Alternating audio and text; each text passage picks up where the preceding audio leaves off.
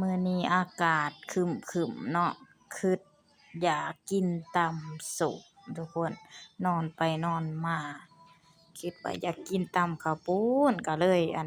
ออกไปตลาดเด้อทุกคนเนาะอันนี้ทางออกไปตลาดเด้อทุกคนเด้อ ถ่ายเองเนาะขับรถเองมันก็สิอยากกันแกล้งๆแหน่ก็ผู้เบิ่งก็สิวินหัวแหละเนาะขอเบิ่งไปเด้อทุกคนเอ้ยบ่มีไผถ่ายให้เนาะออกมาตลาดทุกคนอยากกินตำข้าวปุ้นเนาะทางก็อยากเปื้อนๆแหน่เพราะว่าอันฝนตกแต่เช้าทุกคนฝนตกลิ้นจังว่าทางก็อยากเปื้อนๆแหน่ทางไปตลาดเด้อทุกคนเด้อบ่ไกลเด้อจากเขื่อนเนาะ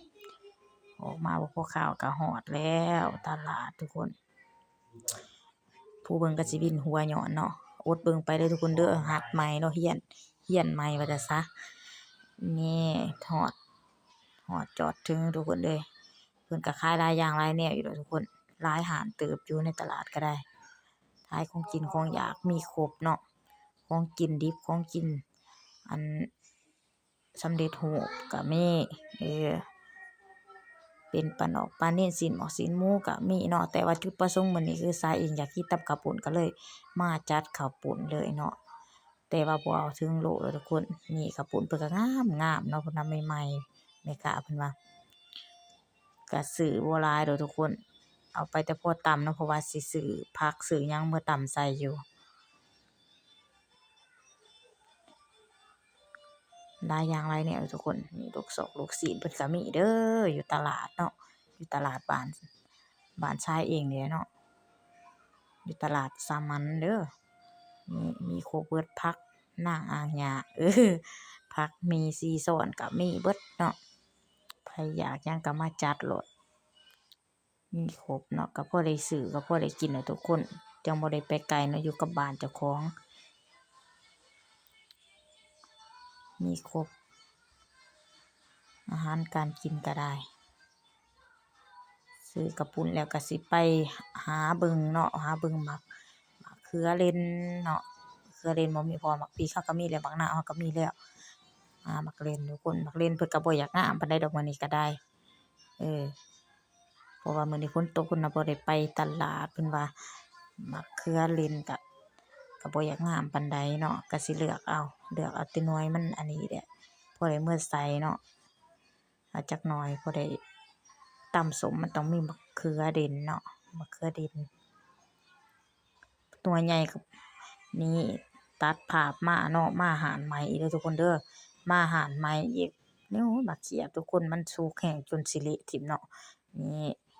หมากไหม้หมากหยังก็มีเด้อทุกคนเด้อหมากม่วงหมากหยังก็มีเส้นกระปอกข้าวเปียกมีครบเบิดเนาะอยากกินหยังก็ซื้อกินเลยเลือกซื้อเลยนี่มาหาเขียบหมูทุกคนขาดบ่ได้เนาะกินตำส้มต้องมีแคบหมูเนาะเขียบหมูแคบหมูนี่แหละนี่มากินข้าวเที่ยงเลยเพราะว่าบ่ทันกินข้าวเที่ยงน่ะก็เลยคิดอยากนอนไปนอนมาก็ได้นี่มาเบิ่งผักนำอีกทุกคนโอ้ยงามเด้อผักเพิ่นเด้อมีแต่ผักงามๆเนาะอยู่ตลาดบ้านชายเองนี่แหละเนาะนี่เลือกมีผักบงแหน่นี่เกี่ยมสิมาเฮ็ดตำเด้เครื่องก็หลายอย่างอยู่ดอกเนาะตำข้าวปุ้นตำรวมว่าจั่นซะนี่เลือกไปเลือกมาทุกคนเห็นผักสลัดทุกคนเอ้ยนี่แนวแซ่บเนาะไปกินกับตำข้าวปุ้นทุกคนนี่ไปพันว่าจั่นซะพันกับข้าวปุ้นนี่แซ่บทุกคนนี่งามเด้อผักสลัดก็ได้ก็บ่แพงดอกก็พอกินอยู่ซื้อก็ซื้อเอาหัวส่ำนิ้อได้หัวใหญ่หลายก็สิกินบ่เบิดเนาะนี่ทุกคนงามได้ถ่ายก็อยากสิไวๆแหน่เด้อทุกคนเด้อบ่แบบว่าคลิปมันยาวแหน่หั้นนะนี่ตัดภาพมาฮอดเรือนฮอดศาลทุกคนเอ้ยเนาะตัดภาพมาอยู่เรือนอยู่ศาลทุกคนนี่มากวดสอบเบิ่งได้หยังมาแหน่เนาะนี่เครื่องนี่ได้ลูกชิ้น2ไม้แต่บ่ได้ถ่ายเนาะอยู่พุ่นก็ได้เนาะได้ลูกชิ้น2ไม้เอามาซอยใส่มาตำใส่ว่าซะให้มันมีสีสันไปจักหน่อยผักบุ้ง2มัดทุกคนผักบุ้ง2มัดว่าสิเอามัดเดียวเดี๋ยวเพิ่นว่าเอา2มัด 5,000ให้5,000นี่บ่เอาบ่เพราะว่าอันนี้ก่อนเลือดเนาะก่อนเลือดว่าสิมาต้มน้ำซุปทุกคนเอ้ยก็เลยบ่ได้ต้มซ้ำก็เลยบ่ได้ต้มซ้ำก็เลยฟ้าวเนาะเพราะว่าคุณสามีข้อยเพิ่นสิไปส่งเครื่องก็เลยฟ้าวตำส้มบ่ได้เฮ็ดหยังหลายอันเพิ่นจะกินข้าวแน่ว่าจะซ่านี่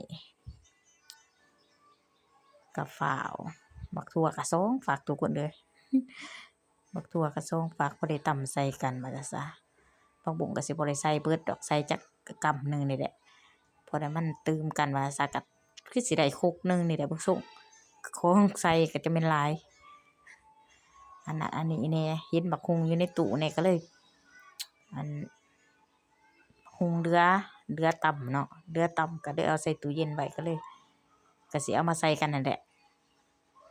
ปนกันหลายๆอย่างตำรวมตำมั่วตำสั่วว่าจะซะนี่ผักบุ้งทุกคนซอยจังซี่เด้อ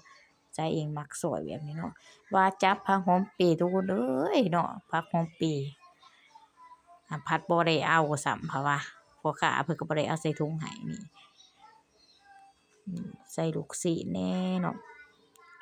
ลูกชิ้น2ไม้ลูกชิ้นกับฮอดนี่แหละอย่างละไม้เนาะนี่เอามาใส่เพื่อสีสันแหน่นี่ที่เด็ดนี่ข้าวปุ้นนี่ทุกคนงามๆเลยข้าวปุ้นเขาจะก็ได้ฝ่าวตฝ่าวกินฝ่าวไปส่งเครื่องสามีว่าจังว่าฝ่าวยังว่าสิต้มน้ำซุปก็ได้ต้มซ้ำนี่ใส่หมักพริกไป3-4หน่วยทุกคนเพราะว่าซาเองกินบ่เผ็ดเนาะบ่มักกินเผ็ดบ่ได้ว่าซั่นซะแต่ว่าอันไปกินน้ำคนอื่นถ้าว่าเขาจะตำเผ็ดเนี่ยก็ว่ากินบ่ได้เป็นคนกิน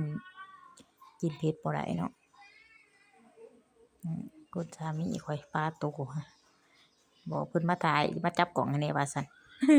ข้อยสิตำมาถ่ายให้แหน่ก็ว่ามาจับกล่องให้แหน่มือกล่องข้อยก็ได้ให้นี่เพิ่นก็ถ่ายเนาะตัดภาพมานี่ใส่มักเล่นขั้นตอนใส่มักเล่นนี่เด้อ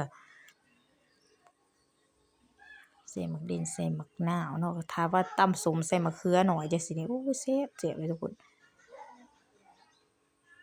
ใส่บักนาวนี่ก็น้ำหลายหากว่าในก็หลายเด้อ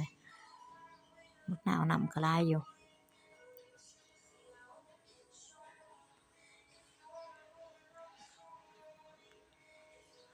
นี่ขาดบ่ได้ปลาแดกทุกคนปลาแดกเนาะ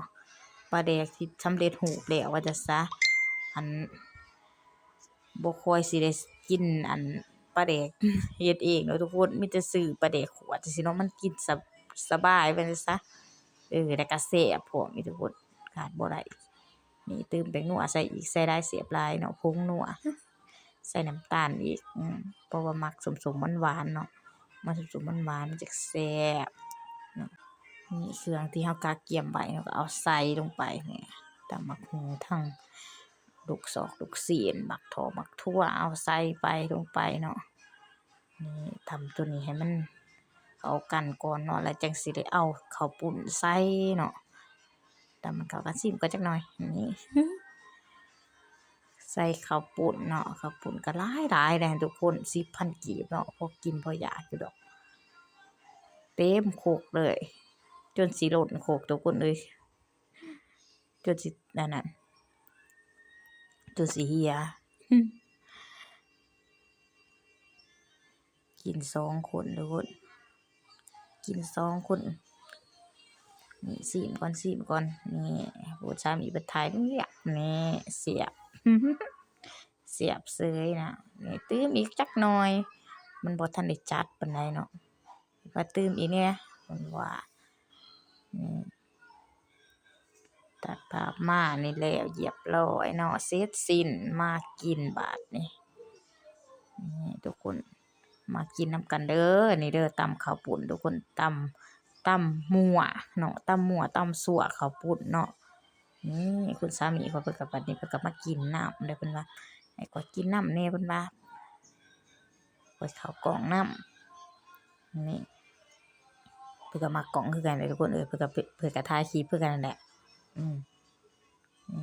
กินไปกินมาก็เว้ากันไปนำนี่ แซ่บอยู่เด้อทุกคนแซ่บเด้อทุกคนนี่พอดีจะกินข้าวแต่ว่าไม่กินตำส้ม จะสิเป็นจั่งใดเด้อบัดนี้เด้อท้องก็ได้นี่กินใส่กับผักสลัดนี่แซ่บคักเด้อทุกคนเด้อลองเอาไปกินเบิ่งเด้อทุกคนเด้อตั้งแซ่บเนาะนี่มากินนำกันเด้อนี่